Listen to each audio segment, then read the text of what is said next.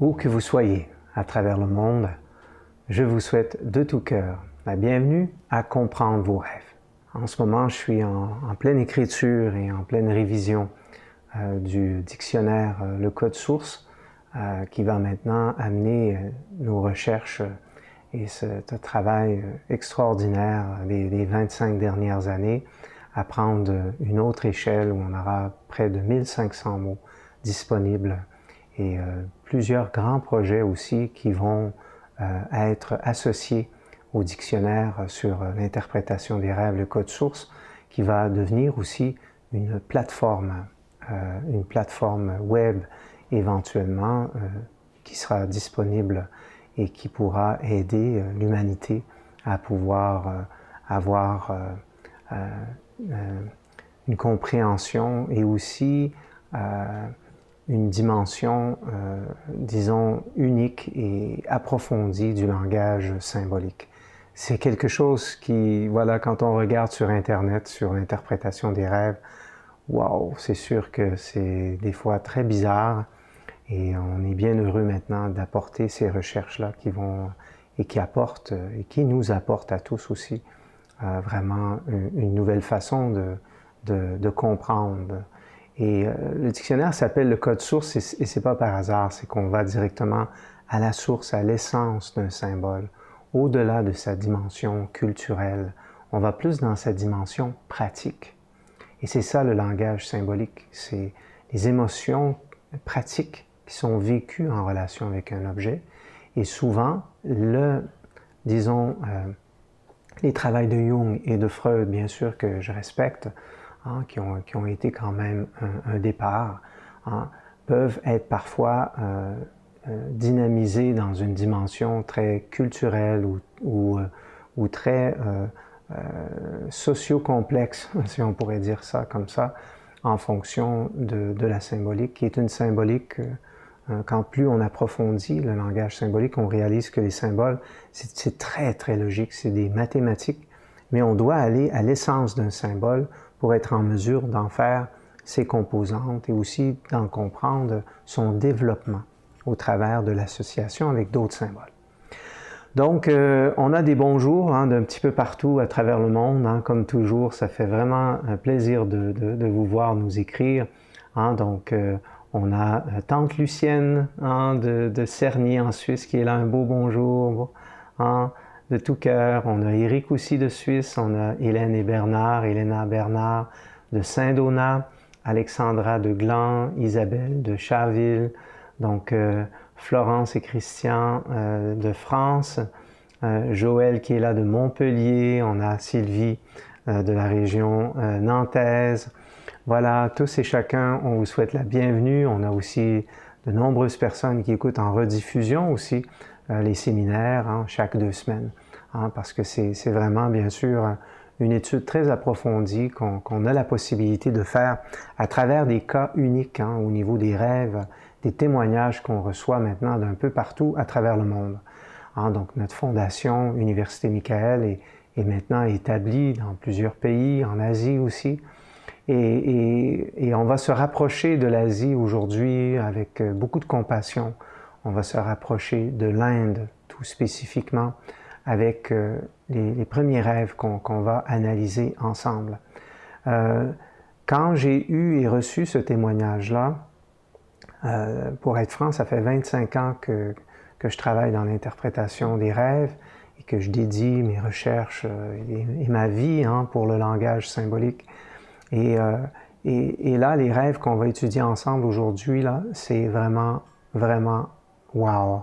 C'est très touchant, c'est aussi très, très avancé, dans le sens que la personne, avec une belle humilité aussi, elle a transmis ces rêves-là, et une séquence de rêves qui est en relation avec des personnes décédées.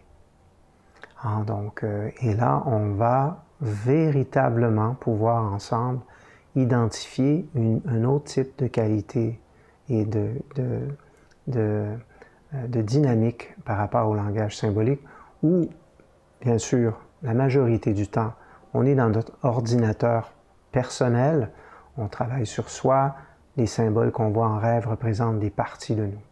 Mais comme les téléphones cellulaires, comme un ordinateur, on a à l'intérieur de nous l'ordinateur le plus évolué qui soit. Toutes les recherches de physique quantique, toutes les recherches de relativité, donc au niveau de Einstein, des plus grands physiciens, donc se réunissent maintenant tous ensemble pour nous dire qu'il y a des mondes parallèles. Les mondes parallèles sont utilisés dans la mécanique. La loi de la résonance, c'est quelque chose de très, très concret, qui est utilisé pour parler à un satellite, pour parler à une sonde ou à un robot sur Mars. Donc, les fréquences, l'énergie peut transmettre de l'information. Donc, l'être humain aussi. Et bien sûr, quand on est spirituel, le rêve rentre dans une dimension encore plus avancée. Donc, sans qu'on rentre, pour moi, le mot spirituel, c'est une dimension qui est, dans un certain cas, au-delà, disons, de la dimension religieuse. C'est quelque chose qui rassemble, à mon avis, toutes les religions. Peu importe notre religion, notre culture, on a des choses merveilleuses dans notre religion, notre culture. Voilà, il faut garder ça, il faut cultiver ça, c'est très, très bien. Mais un jour, on devient spirituel, ça veut dire qu'on n'est pas fermé juste à notre religion ou à notre culture. On est dans une dynamique d'ouverture où on peut apprendre de toutes les cultures, de toutes les religions. Et on se rend compte à quel point la connaissance a été semée dans différentes langues, dans différentes approches, mais en fin de compte, dans un but unique. Et bien sûr, des fois, la connaissance, ça peut être biaisée. L'être humain met son pied dedans et peut des fois un peu déphaser. Et voilà, et on retrouve du déphasage dans toutes les religions. Voilà, il n'y en a pas une qui est meilleure que l'autre. Il y a juste, voilà, un assemblage de sagesse qui doit être fait, plus on approfondit. Le rêve, à mon avis, on entre dans une dimension d'autonomie spirituelle où, une fois qu'on a constaté l'existence, la dynamique existentielle, la dynamique universelle de l'univers, puis peu importe le nom qu'on lui donne. Donc, cette conscience universelle dans laquelle on vit, elle est très intelligente et plus que très, et elle assemble et nous ressemble aussi. Et c'est ça qui est magnifique. C'est ça qui est magnifique. De comprendre que l'existence de l'existence, c'est les qualités, les vertus. Et ça, si vous dites ça à n'importe qui, de n'importe quelle philosophie ou tradition, que le sens de la vie, c'est de développer des qualités, des vertus, il n'y a personne qui peut te dire non. Personne. C'est comme impossible. Et c'est ça la dimension universelle qui est magnifique.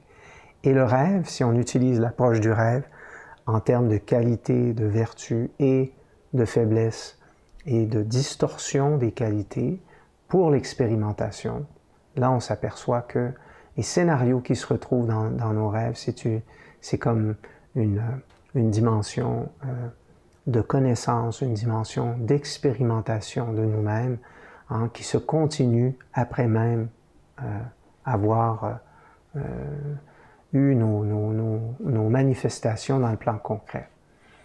Le rêve, lui, il touche une dimension encore plus profonde parce qu'il touche à des dimensions émotionnelles, des dimensions intellectuelles, des dimensions mémorielles, et aussi des dimensions universelles.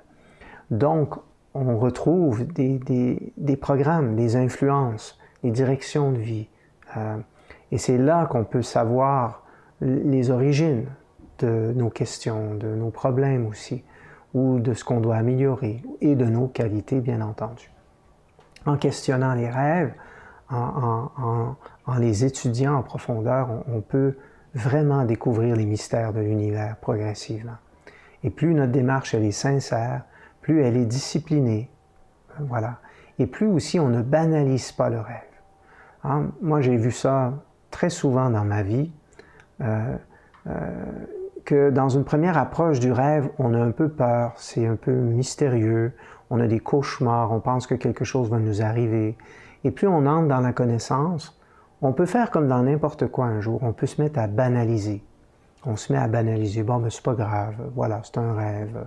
C'est comme, voilà, ça veut dire ça, mais bon, voilà, je vais peut-être travailler dessus. Ou je travaille dessus, mais dans le fond, je travaille pas dessus vraiment.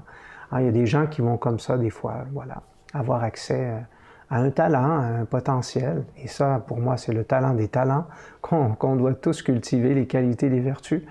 Mais voilà, certaines personnes, surtout quand leur vie va bien, c'est ce qui arrive, la vie va bien, ils ont leur haut, leur bas, mais voilà, il y a de la nourriture sur la table, voilà, il n'y a pas de gros problème, il n'y a pas de gros problème, donc on n'a pas vraiment besoin de méditer ou de questionner la vie ou d'aller en profondeur. Et ça, à mon avis, ça, c'est quelque chose de très humain, où les instincts, des fois, deviennent plus forts que la sagesse, hein, plus forts que ce qui est juste à faire ou ce qui devrait être amélioré, sans devenir puriste, bien sûr, sans devenir extrémiste, parce que ça, c'est pas plus juste, hein, mais d'être dans une belle dimension d'équilibre. Et le rêve nous amène là. Il nous amène à nous améliorer fondamentalement. Donc, vous allez voir, les rêves qu'on va étudier sont en relation directe avec ce qui se passe actuellement en Inde, où un variant cause beaucoup de difficultés. J'ai parlé justement aujourd'hui à notre équipe en Inde, donc, et ça va déjà un peu mieux, là, les choses recommencent à être un petit peu plus sous contrôle. On sent que, voilà, que là, il y a comme une courbe qui recommence à descendre. Il y a un lockdown qui est encore en vigueur en Inde, et jusqu'au 31 mai et je crois jusqu'au 7 juin dans certains États aussi. Donc, ils ont réussi d'une certaine façon, avec une discipline sociale collective, à pouvoir empêcher un embrasement encore plus considérable, surtout que on ne parle pas de vaccination complète avant la fin de l'année 2021, début 2022. Donc voilà, et là on a un témoignage touchant, hein, parce que nous on a été au cœur de ça, on a eu il y a eu plusieurs de nos étudiants même, plusieurs personnes très proches qui ont eu la COVID, les familles, il y en a aussi qui sont décédés. Le variant en Inde est très fort, beaucoup plus fort, parce que la première vague en Inde était très facile pour eux. C'est très intéressant de voir les témoignages qui disaient, voilà, on pensait même qu'en Inde, le système immunitaire, à cause d'une adaptation continuelle, hein, là-bas aussi, au niveau de l'hygiène, qui était quand même très fort, c'était le message aussi, disons, pour la population entière après la première vague. Donc, personne ne s'attendait à ce qui se produit actuellement, là. Puis là, les chiffres sont soi-disant au 1/5, ou 1/6, ou 1/7 de ce qu'ils sont. Et même 1/10, j'ai vu dans certains articles. Donc, quand on parle voilà, il y a plus de 26 millions de personnes qui l'ont attrapé, mais là, on peut parler de plus que peut-être 100, 150 millions, peut-être, personnes et plus encore. Hein, donc, c'est très, très considérable.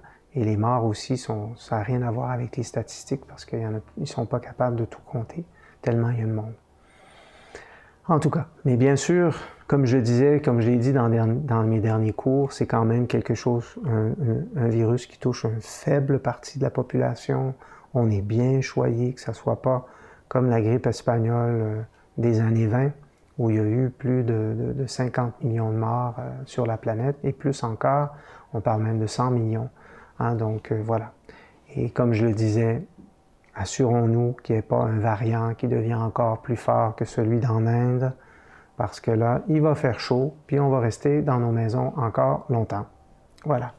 Donc, soyons disciplinés, suivons bien les règles gouvernementales. Il n'y a personne qui joue avec ça. C'est pas l'avantage de personne en ce moment.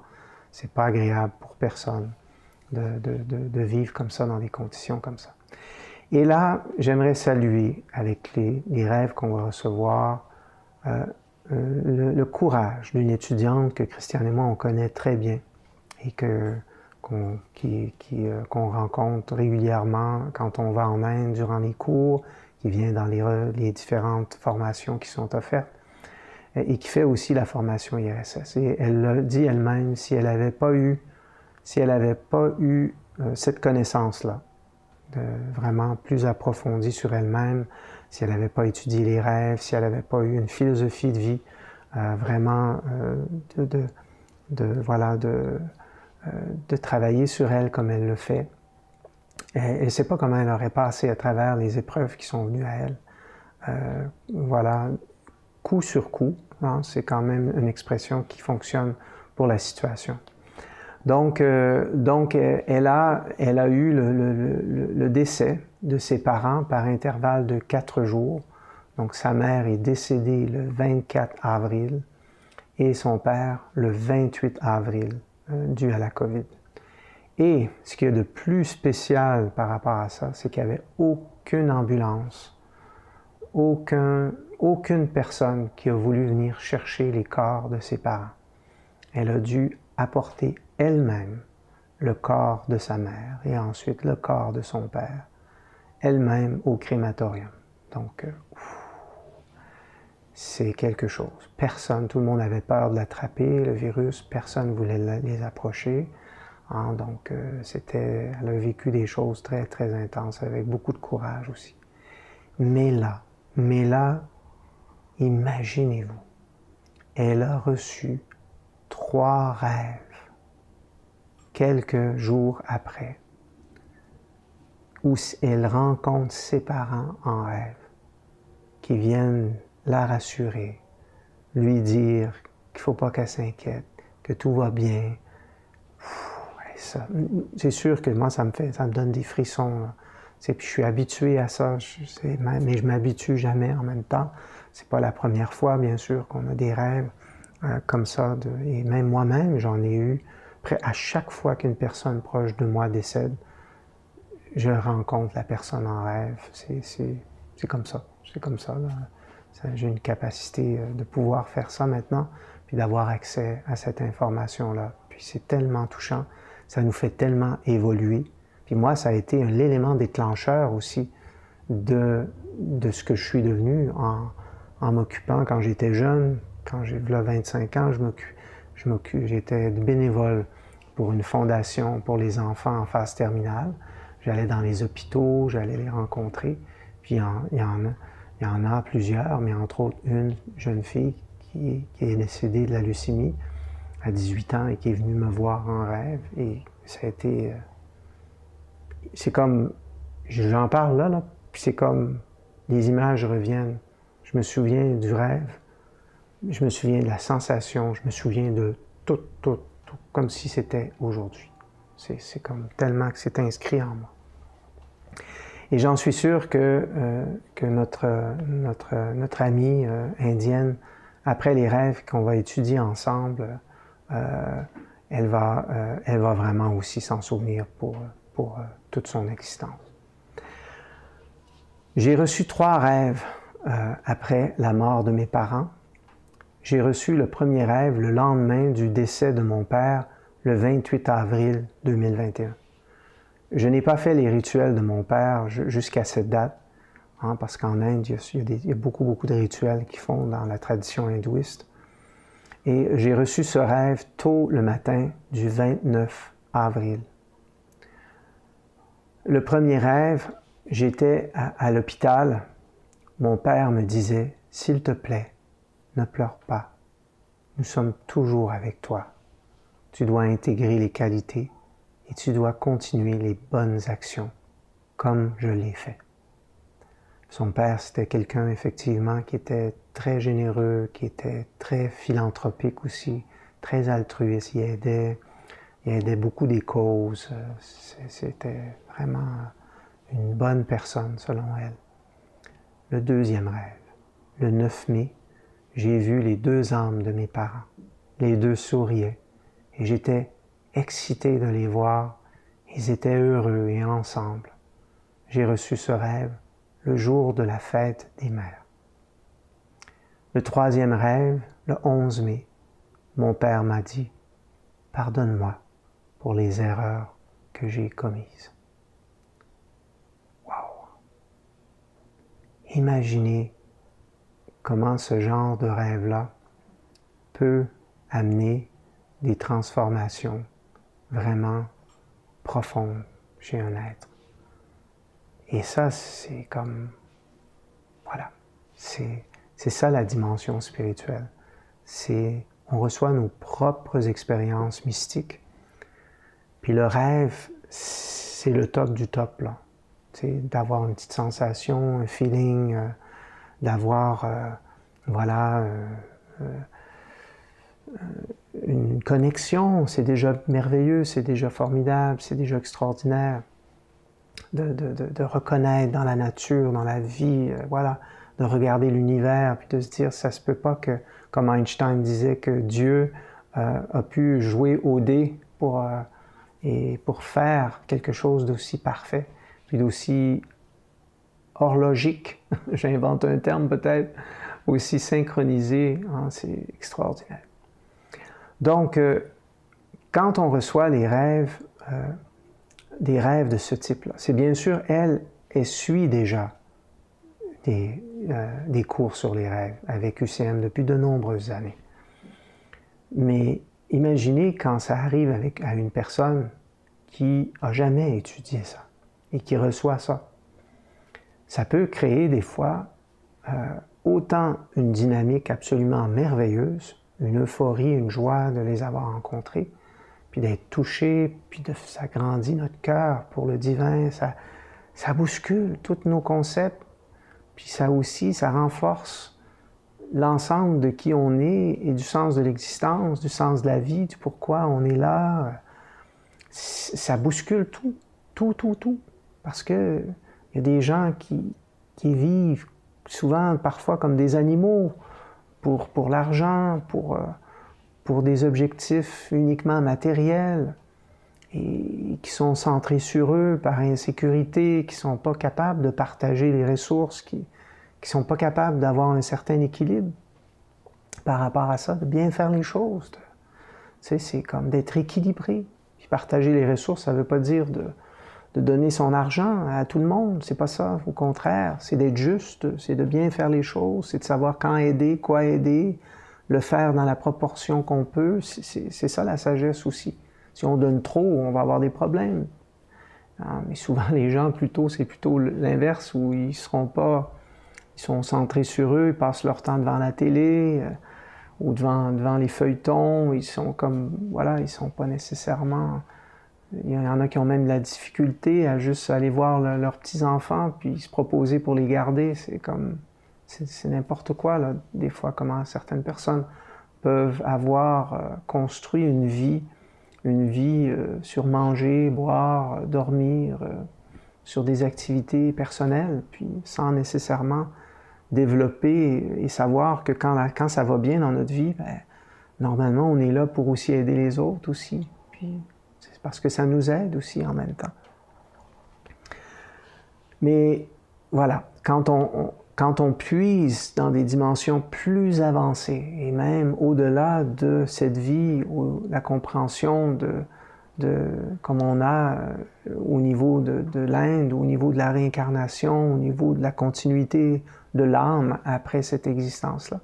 Hein, c'est des concepts au début qui peuvent être très abstraits, qui peuvent être facilement remis en question parce que certaines personnes n'ont pas de preuves d'une certaine façon. Sauf quand un jour on va dans les rêves et qu'on accumule comme ça, à travers des expériences comme ça, beaucoup d'informations. Tu sais, c'est comme, moi, ça fait 25 ans que ma vie s'est transformée avec les rêves et l'étude des rêves, du langage symbolique, personne ne peut me dire que c'est pas vrai ou c'est abstrait ou c'est comme, je suis tellement habitué maintenant d'avoir des rêves prémonitoires. C'est tellement, voilà. Et c'est pour ça que toute pratique spirituelle, quand on parle de la méditation, tu sais, souvent on se dit, mais pourquoi cette personne-là devient un moine, puis qu'il va méditer, ça donne quoi? Ça donne quoi? C'est parce qu'il veut recevoir des rêves comme ça. Il veut aller dans les mondes parallèles. Il veut avoir des visions quand il médite. Le but de la méditation, c'est pas de rien voir. C'est de tout voir. C'est d'être capable, un jour, d'ouvrir c'est le troisième œil. Et puis quand on parle du troisième œil, c'est l'ensemble du cerveau qui enclenche des dimensions plus avancées qui nous permettent de pouvoir avoir accès aux multidimensions de la conscience, pouvoir communiquer aussi avec l'univers. Hein? Donc, on pense que c'est pas possible ça, mais quand on l'expérimente, c'est extraordinaire. Extraordinaire. Puis un jour, après, notre vie est centralisée sur la spiritualité. Il ne faut pas que ça soit une spiritualité abstraite, seulement conceptuelle, ou une spiritualité qui est trop détachée de la matière. Non, non, non, non. Ça, c'est un autre piège aussi dans la spiritualité. Mais pourquoi ça arrive? Parce que tu touches à des choses comme ça, puis là, tu te dis, waouh, la vie, c'est juste de prier puis de méditer, puis c'est juste le spirituel qui est important. Pourquoi je vais m'enfarger dans la matière puis de m'alourdir là-dedans? Ça va me donner quoi de faire ça, puis de me faire crier après par un patron ou me mettre de la pression pour prendre le métro à tous les jours pour aller travailler, puis d'être poussé par un, puis l'autre, puis ça donne quoi? C'est ça qui fait les grands cheminements existentiels. Puis qui fait qu'un jour, ben, tu décroches complètement de la matière, puis là, tu pars dans un autre extrême. Puis tu n'es pas plus heureux, en plus, d'être dans cet extrême-là. Parce que la vie, oui, tu vas avoir des rêves, des signes, tu vas avoir une dynamique, mais en même temps, tu t'en vas pas d'ici, là. Tu restes ici, puis tu vas aux toilettes, puis tu manges, puis il faut que tu dormes, puis il faut que tu te laves, puis il faut que tu coordonnes une vie concrète aussi. Puis si tu diminues les expériences de vie à un minime, ben éventuellement, tu manques des connaissances, tu manques des paramètres, existentiels. Moi, c'est ça que j'ai découvert dans mon cheminement avec les rêves. Au début, je l'ai fait, le parcours. Je peux vous le dire, c'est comme aujourd'hui, je suis heureux de l'enseigner pour peut-être empêcher l'extrémisme de s'installer. Moi, j'ai été extrême au début. J'ai été, pas un grand extrémiste, là, parce que je n'ai pas fait de mal à personne, mais j'ai été extrémiste au début.